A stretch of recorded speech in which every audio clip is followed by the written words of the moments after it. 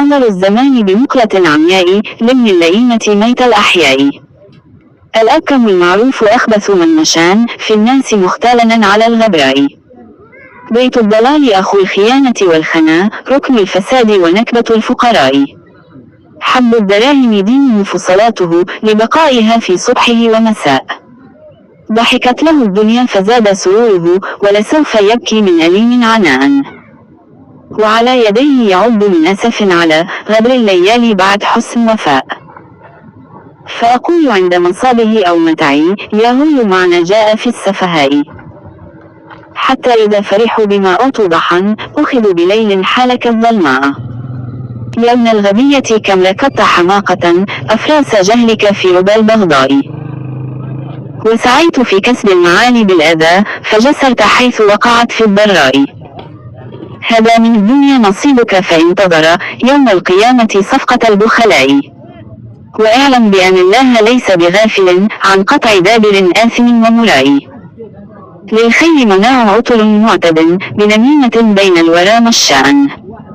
بالغيب مت كمدا فقد نزل القضاء، والسعي ضل وخاب كل رجاء. ولنا استجاب الله فيك دعاءنا، بالشر إذ هو أرحم الرحماء. طردوك عن باب الرياسة عندما علموا بأنك سيء الآراء. هيهات تظفر بالمنى بين الورى، بتقلب كتقلب الحرباء. فاخلع لباس العلم عنك بدولة، شهدت بأنك أجهل الجهلاء. واندب زمانا كنت فيه مواريا، لغباوة بملابس حسناء. من أين للترتيب فيك لياقة، وعليك تعجم سائر الأشياء. كم تدعي لا كنت أنك فاضل، والحق جاء وزال كل خفاء. وغدوت عند الامتحان كباقل، عرقت جبينك في نهار شتاء. وصرفت عمرك في الفضول سفاهة، وزعمت أنك فزت بالعلياء. ونسبت نفسك للمعارف باطلا، وجعلت عينك عندنا كذكاء.